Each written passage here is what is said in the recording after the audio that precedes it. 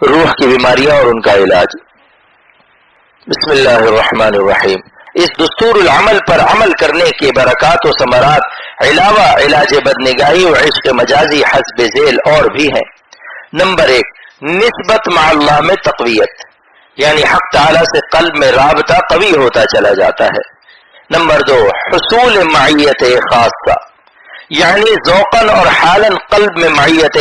حق کا احساس ہونے لگتا ہے۔ نمبر 3، حصول ولایت خاصہ، تقوی کی برکت سے یہ دولت بھی عطا ہو جاتی ہے، کیونکہ شرط ولایت منصوص بآیت الذین آمنوا وکانوا یتقون، اللہ تعالیٰ کے ولی وہ لوگ ہیں جو ایمان لائے اور گناہوں سے پرہیز کرتے ہیں۔ ایمان و تقوی ہے، اور اس دستور العمل کی برکت سے تقوی کامل یعنی کبائر و صغائر سے حفاظت ہونے لگتی ہے۔ شہوات نفسانیہ کا بالکلیہ معدوم ہونا بھی مطلوب نہیں، اور نہ یہ ممکن ہے، کیونکہ اگر ان کو معدوم کر دیا جائے تو حمام تقوی روشن ہونا بھی ناممکن ہوگا۔ شہوت دنیا مثال گلخن است، شہوت دنیا مثال گلخن است کہ ازو حمام تقوی روشن است، کہ ازو حمام تقوی روشن است۔ نفسانی اور دنیاوی خواہشات انگیٹھی کی طرح ہے کہ انہی سے تقوی کا حمام روشن ہے۔ نیز شہوت کا نفس کے ساتھ اقتران منصوص بھی ہے۔ ارشاد باری تعالی ہے وَأُحْضِرَتِ الْأَنفُسُ الشُّحَّ، اور نفسوں کا حرص کے ساتھ جوڑ ہوتا ہے۔ پھر ظاہر ہے کہ اس خدائی اقتران کا انفکاک و انفصال کون کر سکتا ہے، اور نہ اس کی خواہش ہی ہونی چاہیے، کیونکہ حکمت الہیہ اسی مجاہدے سے بندوں کو درجہ ولایت خاصہ سے مشرف کرتی ہے۔ ورب عقل ادراک ای ممکن بدے، ورب عقل ادراک ای ممکن بدے، قہر نفس از بہر چے واجب شدے۔ اگر عقل سے اس کا ادراک ممکن ہوتا تو نفس پر قہر کرنا یعنی مجاہدہ کیوں واجب ہوتا؟ نمبر 4، ایمان کی ترقی۔ اس دستور العمل پر ایک طویل مدت تک عمل کرنے کی برکت سے روز بروز ایمان میں اس درجہ انشاءاللہ تعالی ترقی ہوگی کہ تمام مغیبات یعنی جنت و دوزخ، قیامت اور آخرت کا ہر وقت استحضار رہنے لگے گا، اور ایک مومن کو جس درجہ یقین کا مقام حاصل ہونا چاہیے رفتہ رفتہ انشاءاللہ تعالی حاصل ہو جائے گا۔ نمبر 5، احکام شرعیہ کی اطاعت۔ اس کامل ایمان اور کامل یقین کی برکت سے سالک کو ہر عبادت میں عجیب حلاوت محسوس ہونے لگتی ہے، اور نماز آنکھوں کی ٹھنڈک بن جاتی ہے۔ تمام احکام شرعیہ کی اطاعت آسان اور لذیذ ہو جاتی ہے، اور جملہ معاصی سے وحشت ہو جاتی ہے، اور ایسی حیات طیبہ یعنی ستھری پاکیزہ زندگی عطا ہوتی ہے کہ تمام کائنات کے انعامات و خزائن اس نعمت کے سامنے ہیچ نظر آتے ہیں۔ چوں سلطان عزت علم برکشت، جہاں سر بجیب عدم درکشت۔ اللہ رب العزت اپنی محبت و معرفت کا جس کے دل میں جھنڈا لہرا دے، اس کے سامنے سارا جہاں اور اس کی دولت کچھ بھی نہیں ہوتی۔ اس مقام قرب میں سالک بزبان حال یہ کہتا ہے، تیرے تصور میں جان عالم مجھے یہ راحت پہنچ رہی ہے، تیرے تصور میں جان عالم مجھے یہ راحت پہنچ رہی ہے کہ جیسے مجھ تک نزول کر کے بہار جنت پہنچ رہی ہے، کہ جیسے مجھ تک نزول کر کے بہار جنت پہنچ رہی ہے۔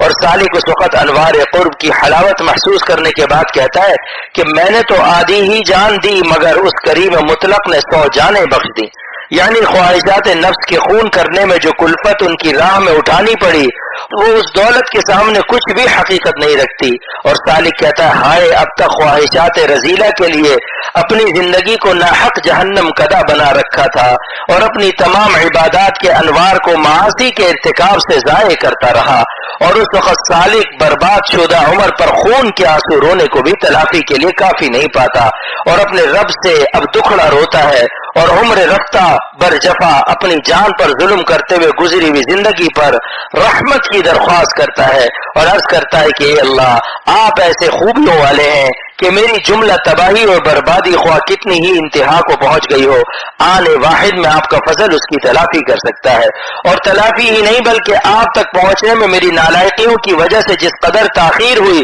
اور جس قدر عمر ضائع ہوئی اور نفس و شیطان نے جس قدر میرا راستہ کھوٹا کیا، آپ کے کرم آنے واحد میں مجھے قرب کا وہ مقام عطا فرما سکتا ہے کہ میں اپنے مجاہدے سے اس مقام تک نہیں پہنچ سکتا تھا۔ سالک جب تک گناہوں کی عادت میں مبتلا تھا تو لذت مناجات سے بھی محروم تھا، اب گھنٹوں ہاتھ اٹھائے مانگنے میں لطف پا رہا ہے۔ الدعاء نبود مراد عاشقہ، الدعاء نبود مراد عاشقہ جو سخن گفتن بعاشیری دہا۔ اللہ تعالیٰ کے عاشقوں کا اللہ تعالیٰ سے دعائیں مانگنے کا مقصد سوائے اس کے کچھ نہیں ہوتا کہ اپنے محبوب شیریں کلام سے باتیں کریں۔ اب خاموش بھی بیٹھا ہے تو اللہ تعالیٰ سے دل ہی دل میں باتیں کر رہا ہے، اور مجلس احباب میں بھی ہے تب بھی قلب حق تعالیٰ کے ساتھ مشغول ہے، اور اللہ میاں سے بزبان حال کہہ رہا ہے تم سا کوئی ہمدم کوئی دمساز نہیں ہے، تم سا کوئی ہمدم کوئی دمساز نہیں ہے، باتیں تو ہیں ہر دم مگر آواز نہیں ہے، باتیں تو ہیں ہر دم مگر آواز نہیں ہے۔ یہ مقام دوام ذکر اور حضور تام اور حضور دائم کہلاتا ہے، اور یہی وہ دولت ہے جو گناہوں کی عادت میں مبتلا رہتے ہوئے نہیں ملتی۔ احب مناجات الحبیب باوجہ، احب مناجات الحبیب باوجہ ولكن لسان المذنبین قلیل، ولكن لسان المذنبین قلیل۔ ترجمہ، میں محبوب کے ساتھ ہم کلامی اور مناجات کو کئی وجہ سے محبوب رکھتا ہوں، لیکن گناہوں کے ارتکاب سے مذنبین کی زبان غلبہ حیا سے گنگ ہو جاتی ہے۔ حق تعالیٰ کی راہ میں اہتمام تزکیہ یعنی تقوی پر دوام بڑی اہمیت رکھتا ہے۔ اللہ تعالیٰ کا ارشاد ہے قد افلح من زکاہا وقد خواب من دساہا۔ ترجمہ، جس نے تزکیہ کر لیا اپنے نفس کا اس نے فلاح بالیقین پا لی، اور جس نے تزکیہ نہیں کیا نامراد رہا۔ کافر بالکل نامراد ہے، اور مومن جو عادتاً گناہوں میں ملوث ہے اور تزکیہ میں تھوڑی کوشش کرتا ہے، یہ کسی درجے میں بامراد ہے اور کسی درجے میں نامراد ہے، یعنی ولایت خاصہ کے مقابلے میں نامراد ہے۔ گناہوں کی سیاہی سے ملوث ماہ جان محبوب حقیقی کے قرب خاص کے لائق ہی نہیں رہتا، کیونکہ وہ جمیل ہے اور جمال کو محبوب رکھتے ہیں۔ چو شدی زیبا بدا زیبا رسی، چو شدی زیبا بدا زیبا رسی، کہ رہاند روح را از بے کسی، کہ رہاند روح را از بے کسی۔ اگر تو نے اپنی روح کو جمیل خوبصورت بنا لیا تو اللہ تعالیٰ جو کہ جمیل خوبصورت ہے تک پہنچ جائے گا، جو تیری بے چین و بے کس روح کو اس کیفیت سے رہائی دے دیں گے۔ حضرت عارف رومی رحمت اللہ علیہ نے اسی وجہ سے اہتمام تقوی اور تزکیہ، رذائل و ترک معاصی کو مندرجہ ذیل اشعار میں بڑے اہتمام سے ارشاد فرمایا ہے۔ موجتا انبار ما حفرہ زدہ است، موجتا انبار ما حفرہ زدہ است و از فنش انبار ما خالی شدہ است۔ ترجمہ، موج نفس نے جب سے ہمارے انبار اعمال صالحہ میں خفیہ سوراخ بنا لیا، اس وقت سے ہمارے انوار اعمال صالحہ کا انبار غیر محسوس طور پر آہستہ آہستہ خالی ہوتا جا رہا ہے۔ موج سے مراد چوہا ہے۔ اول ایجاد دفع شر موج کن، اول ایجاد دفع شر موج کن، وانگا اندر جمع گندم کوش کن، وانگا اندر جمع گندم کوش کن، یعنی موج کی شرارتوں کے غلبے کو مزمحل اور مغلوب کرو تاکہ احکام روح غالب ہوں اور انوار صاف کی برکات دیکھو۔ اس کے بعد مختصر عبادات کے انوار بھی تمہیں کہاں سے کہاں مقام قرب پر پہنچا دیں گے۔ مولانا کا مقصد اس بیان سے یہ ہے کہ جس قدر عبادات اور ذکر و فکر کا اہتمام ہے، اس سے بھی زیادہ ان کے ضائع ہونے اور ان کے نقصان پہنچنے کے اسباب سے حفاظت کا اہتمام ہونا چاہیے، اور اسی کا نام تزکیہ نفس ہے۔ یعنی اگر گناہ کی عادت ہو چکی ہے تو فوراً اس کی اصلاح پر کمر بستہ ہو جاؤ۔ گر نموش دزد ای انبار ما است، گر نموش دزد ای انبار ما است، گندم اعمال 40 سالہ کجا است، گندم اعمال 40 سالہ کجا است۔ اگر ہمارے انوار طاعات کو ظلمات معاصی ضائع نہیں کر رہے تو کیا وجہ ہے کہ 40 سال راہ سلوک میں ذکر و شغل کرنے کے باوجود روح کو کما حق ہو ترقی حاصل نہ ہوئی؟ آخر یہ اعمال 40 سال کے کیا ہو گئے؟ تو بات یہ ہے کہ خمیرہ مقوی قلب بھی کھا رہے ہیں اور سنکھیا کھانے کی عادت بھی جاری رہی، اس لیے خمیرے کے اثرات نمایاں نہ ہو سکے، یعنی گناہ کی ظلمت سے طاعت کے نور کا پورا پورا نفع مرتب نہ ہوا۔ حق تعالیٰ کی رحمت سے جس دستور کی ترتیب و تدوین ہو رہی ہے اس کی قدر کم از کم 6 ماہ عمل کرنے سے معلوم ہوگی۔ جو شخص اپنی زندگی کے ایک بڑے حصے کو گناہوں میں تباہ کر چکا ہو اور بدنگاہی و عشق مجازی وغیرہ میں مبتلا رہنے سے اس کی توبہ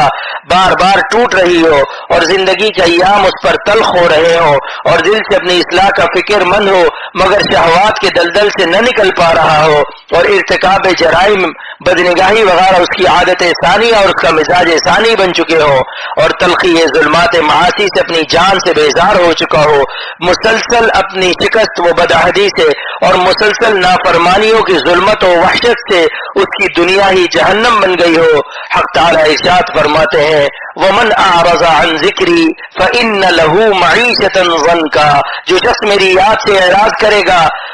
اس کی زندگی تلخ کر دی جائے گی، اور معاصی اعراض عن ذکر کے نتائج میں سے ہے، ان کی پوری پوری تلخی محسوس کر رہا ہو اور اس صدمے سے کلیجہ منہ کو آ رہا ہو، اس شخص کے لیے یہ دستور العمل آب حیات ہے، اور انشاءاللہ تعالی 6 ماہ اس پر اہتمام سے عمل کرنے کے بعد بزبان حال یہ کہے گا ہمتن ہستی خوابیدہ میری جاگ اٹھی، ہمتن ہستی خوابیدہ میری جاگ اٹھی، ہر بنے منہ سے میرے اس نے پکارا مجھ کو، ہر بنے منہ سے میرے اس نے پکارا مجھ کو، باز آمد آب من در جوئے من، باز آمد آب من در جوئے من، باز آمد چاہے من در کوئے من، میری نہر جو خشک ہو رہی تھی اس میں پھر پانی آ گیا، میری گلی میں پھر میرا شاہ آ گیا، کرگسے را شاہ بازے کر دے، زال را بل شاہ راہے کر دے، اے اللہ اپنے کرگس کو شاہ باز کر دیا، یعنی میرا نفس جو مثل کرگس کے مردہ خور یعنی دنیا پرست اور پرستار شہوت نفسانیہ تھا، آپ نے اس کی دناعت تباہ کا تزکیہ فرما کر اس کو عالی حوصلہ مثل شہباز کے بنا دیا، یعنی نفس تمام ما سوا سے رخ پھیر کر اب آپ کی طرف متوجہ ہو گیا، جیسے کوئی بادشاہی پنجہ بادشاہ پر خوش نشستہ اعزاز و اکرام کے ساتھ بادشاہ کے قریب بیٹھنا قرب سلطان سے مسرور ہو رہا ہو، اسی طرح اب میری جان گمراہ کو آپ کے فضل نے شاہراہ پر لگا دیا اور اپنے انوار قرب اور نفحات کرم سے مسرور فرما دیا۔ بوئے گل از خار پیدا می کنی، بوئے گل از خار پیدا می کنی، نور را از نار پیدا می کنی، نور را از نار پیدا می کنی۔ اے اللہ میرا نفس جو عادتاً جرائم و معاصی سے مثل خار تھا، گلہائے قرب کی خوشبو سے محروم تھا، اب آپ کے فضل نے اس میں نہ جانے کیا تصرف کر دیا کہ معاصی کے بجائے اعمال صالحہ صادر ہونے لگے، اور اسی طرح جس نار شہوت سے رات دن میری جان سوختہ ہو رہی تھی، اب آپ کے کرم سے اور تصرف قدرت کاملہ سے وہ نار نور بن گئی، یعنی توفیق اہتمام تقوی سے روشن ہو گئی، اور جب نفس برے تقاضوں پر عمل کرنے سے محفوظ ہو گیا تو اس مجاہدے سے حمام تقوی روشن ہو گیا، اور یہ خواہشات ایندھن کا کام کر گئی، یعنی حمام تقوی میں پہنچ کر یہ نار نور سے تبدیل ہو گئی۔ آفتابت کرد در کوئم گزر، آفتابت کرد در کوئم گزر، شد شبے دیجور ما رش کے سحر، شد شب دیجور ما رش کے سحر۔ اے اللہ میرے قلب میں آپ کی محبت و قرب کا آفتاب طلوع ہو گیا، اور تقاضائے نفسانی کا غلبہ جو شب دیجور یعنی اندھیری رات کی طرح میرے دل کو تاریک کیے ہوئے تھا، اب آپ کے انوار سے وہ تمام تر ظلمات رش کے سحر بن گئے۔ سست گامے از رجال اللہ شد، سست گامے از رجال اللہ شد، ای مقام شکر و حمد اللہ شد۔ آپ کے کرم سے جو نفس کے فرما برداری میں سست گام تھا اب رجال اللہ کی صف میں شریک ہے، یہ مقام میرے لیے نہایت شکر و حمد کا ہے۔ می نگیرد باز شہ جز شیر نر، می نگیرد باز شہ جز شیر نر، کرگساں بر مردگاں بکشادہ پر، کرگساں بر مردگاں بکشادہ پر۔ شاہی باز اپنی شرافت تباہ و ہمت عالی سے شیر نر کا شکار کرتا ہے، اور کرگساں مردہ لاشوں پر کھولے ہوئے ہیں اپنی دناعت تباہ سے۔ جان عارف ہم چوں باز شاہ است، سیدھ او از ہمتش خود شاہ است۔ عارف کی جان مثل شاہ باز عالی ہمتی میں، کیونکہ اس روح کا مطلوب حقیقی تمام کائنات میں شاہ حقیقی ہے جو ہمیشہ زندہ اور باقی ہے، وہ تمام فانی مخلوقات سے منہ پھیر کر لا احب الآفلین کا نعرہ بلند کر رہی ہے۔ اب دستور العمل تحریر کرتا ہوں جس کی تمہید میں سطور بالا تحریر کی گئی۔ حق تعالیٰ اپنی رحمت سے قبول فرما کر ہم سب کو قدر کرنے اور عمل کر کے نفع اٹھانے کی توفیق عطا فرمائے، خصوصاً جو لوگ سالہ سال سے کسی گناہ کی عادت میں مبتلا ہیں اور اس ناپاک زندگی کو حیات طیبہ سے تبدیل کرنا چاہتے ہیں، ان کے لیے دستور رشک کے آب حیات ہے۔ ربنا تقبل منا انک انت السمیع العلیم۔